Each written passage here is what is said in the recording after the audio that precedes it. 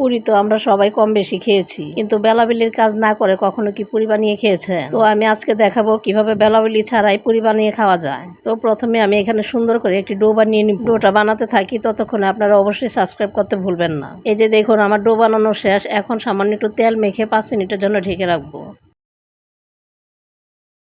আমি যেহেতু আলুর পুরি বানাবো তাই আগের থেকে 3টা আলু সিদ্ধ করে রেখেছিলাম। তো চলুন আলুগুলো গ্রেট করে ফেলি। এই যে গ্রেট করা শেষ, এখন ভর্তা বানিয়ে নেব। স্বাদ মতন লবণ, ধনিয়া পাতা কুচি, কাঁচামরিচ কুচি, পেঁয়াজ কুচি আর একটা ম্যাগি মশলা দিয়ে সুন্দরভাবে মাখিয়ে নিব।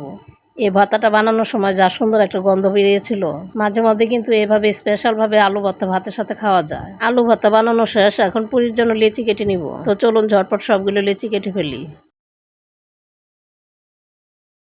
লেচি কাটা শেষ, এখন পুরি বানানোর জন্য হাতে অল্প তেল মেখে নিব। এখন লেচিগুলো হাত দিয়ে চেপে চেপে বাটি শেপে তৈরি করে নিব। এখন আর কিছুই না, শুধু ভর্তাটা এটার ভিতরে দিয়ে মুখটা বন্ধ করে দিব। তারপর 2 হাতে ঘুরিয়ে হালকা চাপ দিলেই পুরি তৈরি হয়ে যাবে। এই যে ঠিক এরকম ভাবে। এখন একই প্রসেসে সবগুলো পুরি বানিয়ে নিব।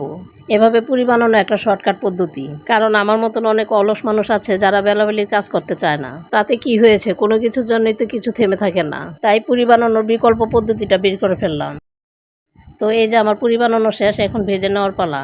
তার জন্য প্রথমে কড়াইয়ে তেল গরম করে নিব। তেলটা হালকা গরম হয়ে আসলে আমি পুরিগুলি দিয়ে দিব। পুরিগুলো সময় নিয়ে অল্প আঁচে ভেজে নিতে হবে। চুলার আঁচ কমিয়ে রাখবেন, তা না হলে পুরিগুলো পুড়ে যেতে পারে। এখন ধৈর্য সহকারে পুরিগুলো সুন্দর করে ভেজে নিব। বেশ কিছুক্ষণ সুন্দর করে ভেজে নেওয়ার পর এরকম ব্রাউন কালার হয়ে আসলে পুরিগুলো নামিয়ে নিব। এখন আর কিছুই না, সুন্দর করে পরিবেশন করার পালা। তো এই যে চলে আসলো গরম গরম পুরি।